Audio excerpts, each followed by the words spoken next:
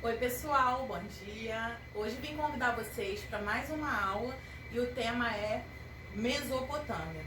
Mas antes de começar, deixa aquele like, se inscreve no canal e não tenha medo desse tema, porque eu sei que Mesopotâmia é um tema que todo mundo acha chato, que lembra do ginásio, do colégio, mas eu te garanto que comigo você vai gostar. Então, gente, Mesopotâmia, o que era Mesopotâmia? Mesopotâmia era, como era chamado, uma área lá no Oriente Médio, entendeu? Esse nome era um nome grego, né? Não tô falando que quem morava na Mesopotâmia se chamava de Mesopotâmia. Esse é um nome grego que a gente aprendeu posteriormente. Mas Mesopotâmia era uma área que você com certeza já ouviu falar, entre os rios Tigre e Eufrates. E você pode ter uma noção aqui no mapa. Era uma área muito próspera, despertava o olho grande de vários povos, né? Teve muita briga aí, tá? Mas é uma área que tem a sua importância histórica também, porque você pode ver até discriminada na Bíblia, por exemplo. Então, o que a gente vai falar sobre Mesopotâmia hoje? Como eu disse, Mesopotâmia é uma área que foi disputada por vários povos, né? Era pancadaria lá direto. Mas hoje eu vou falar dos principais povos que se estabeleceram lá. E por que eles são tão importantes em detrimento dos outros. Quem são esses principais povos, gente? Os principais povos que dominaram a Mesopotâmia por um certo período de tempo foram, primeiramente, os sumérios, os babilônios e os assírios. É assírios, tá, gente? Não é sírio. O que a gente pode começar falando sobre os sumérios?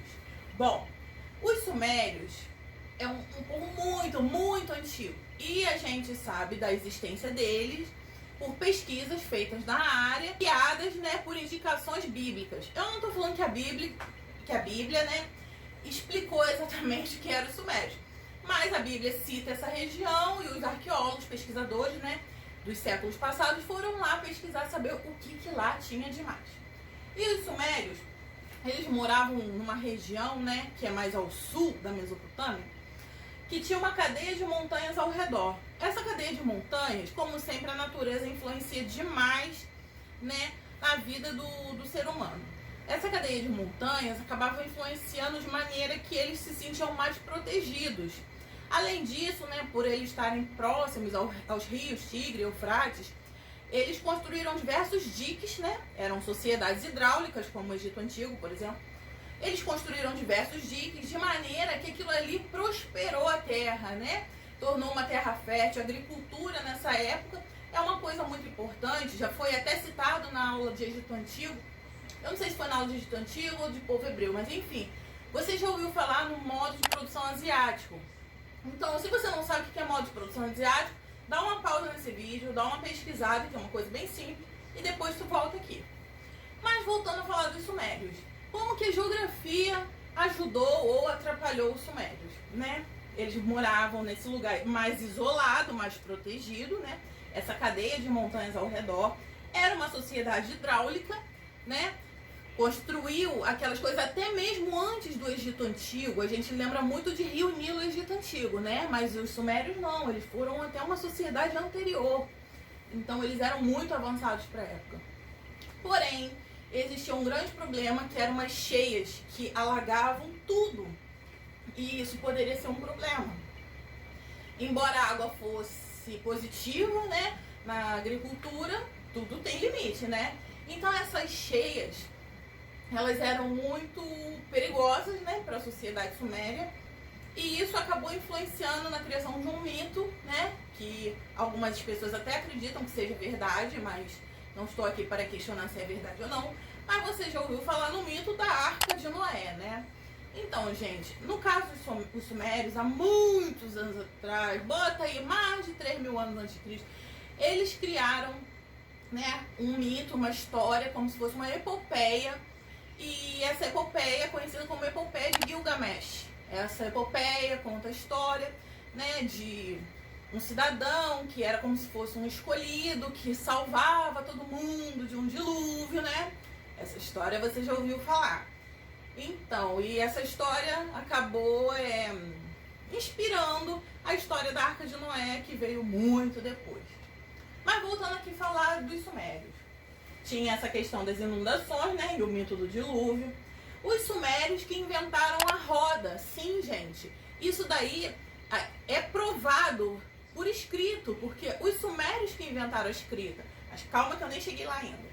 Além deles terem inventado a roda, eles também trabalhavam com fundição de metais, desenvolvimento matemático, tá?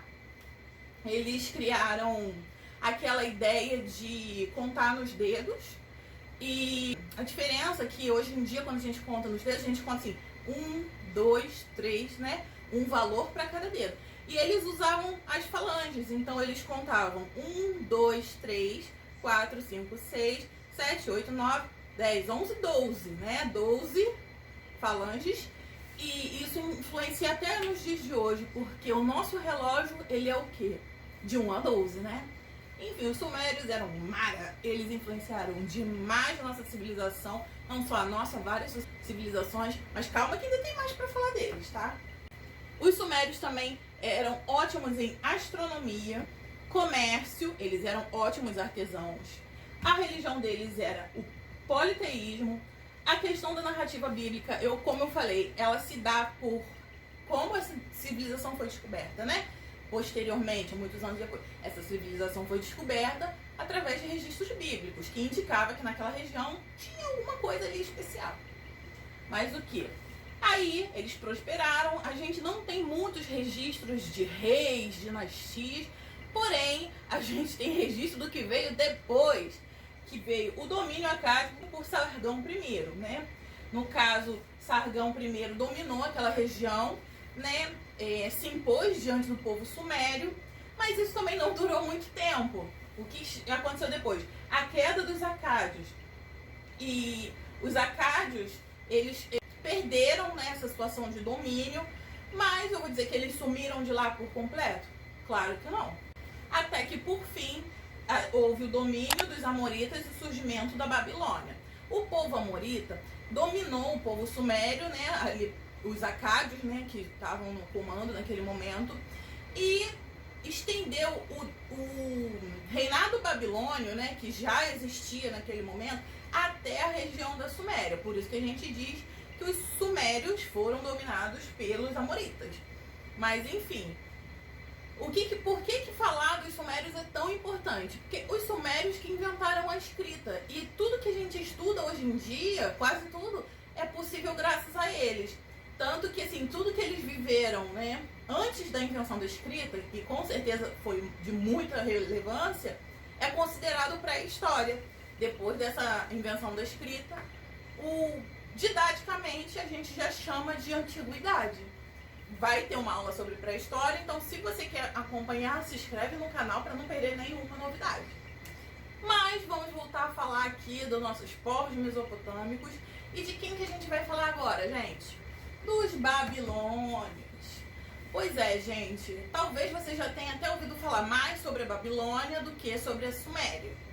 Mas a Babilônia e a Suméria eram regiões de domínio e abrangiam várias cidades-estado, não era só uma única cidade-estado, tá? Isso é importante falar, porque quando a gente estuda sobre Roma, Grécia, até no caso dos povos hebreus, dos persas, a gente estuda muito a nomenclatura e a peculiaridade de cada cidade-estado. E aqui não, né? A Babilônia e o povo sumério era mais um grupo de cidades-estado. Mas falando da Babilônia, nós temos guerras entre o Império e outras cidades-estado. Por quê? O Império Babilônico queria, né, se difundir, queria se estabelecer como, sabe, soberanamente, né, de modo a dominar aquele certo território. E vocês acham que não havia resistência? É claro que havia, né, gente? As cidades-estado que hoje são consideradas babilônias, elas também viviam em guerra entre si, porque todo mundo queria exercer essa hegemonia.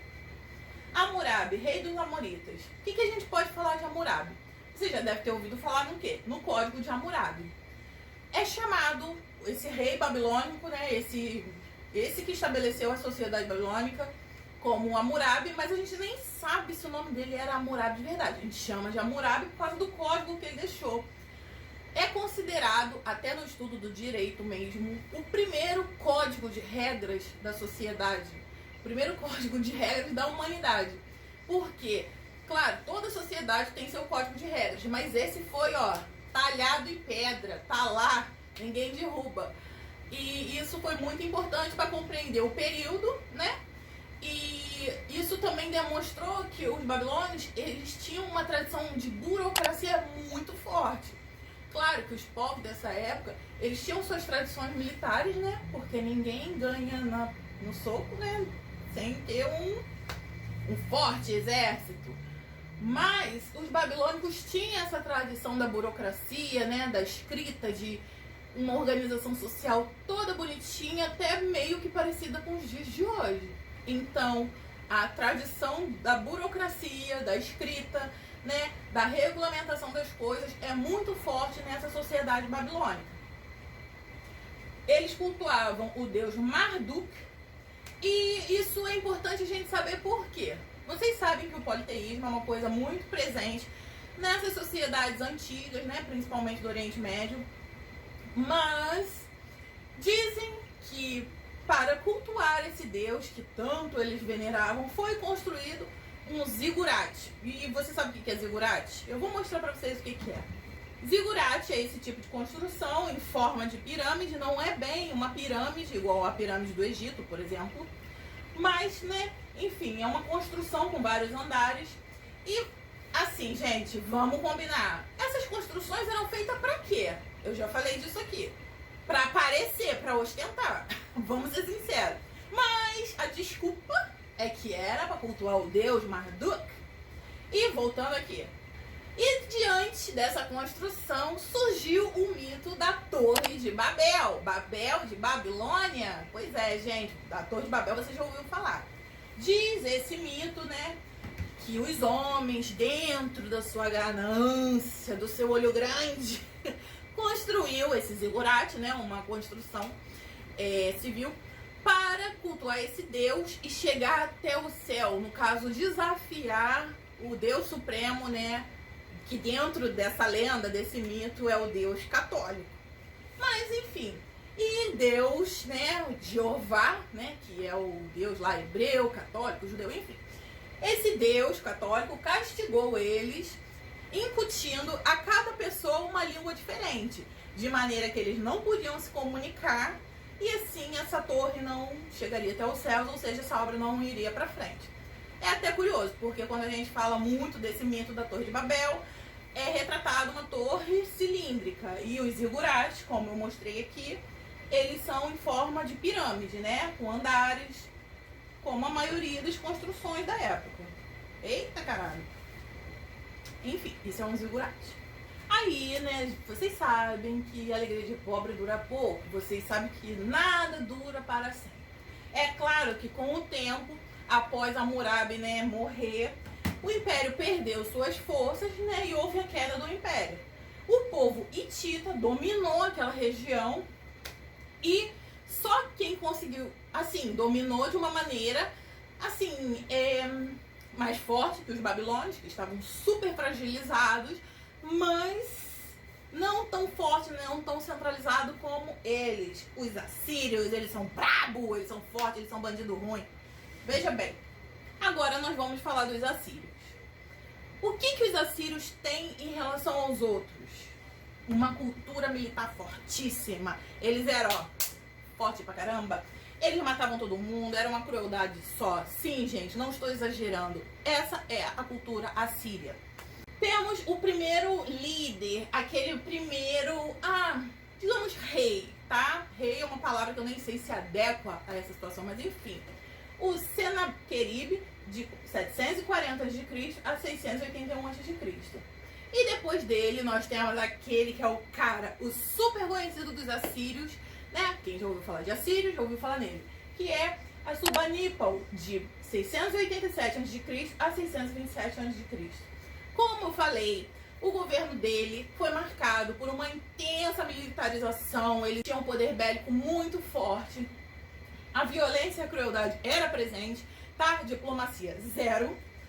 E eles invadiram até o Egito, que era uma superpotência, tá, gente? Os caras eram brabo. Mas, como muitas pessoas não sabem, os caras não eram só músculos, os caras também tinham cérebro. Por quê? Foi fundada por Assurbanipal a Biblioteca de Nínive, que era a capital. Na verdade, Assurbanipal instituiu Nínive como capital. Antes era outra cidade. Enfim, essa Biblioteca de Nínive, ela foi muito importante para preservar escritos que inspiraram até a criação da Biblioteca de Alexandria, o Alexandre o Grande, você já deve ter ouvido falar.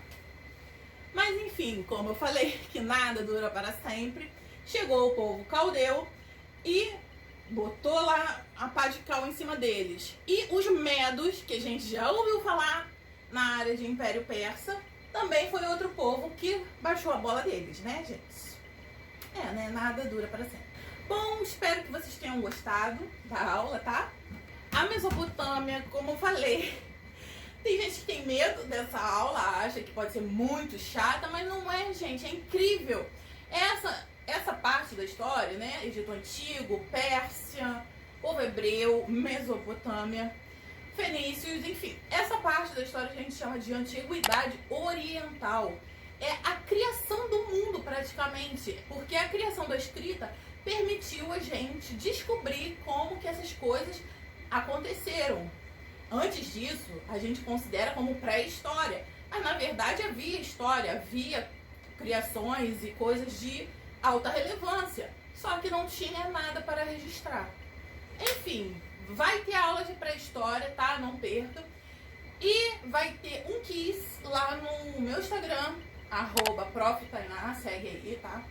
Sobre esse tema que eu sei que você vai gostar, tá bom? Obrigada pela atenção, um beijinho, tchau, tchau. Não se esquece de deixar um like.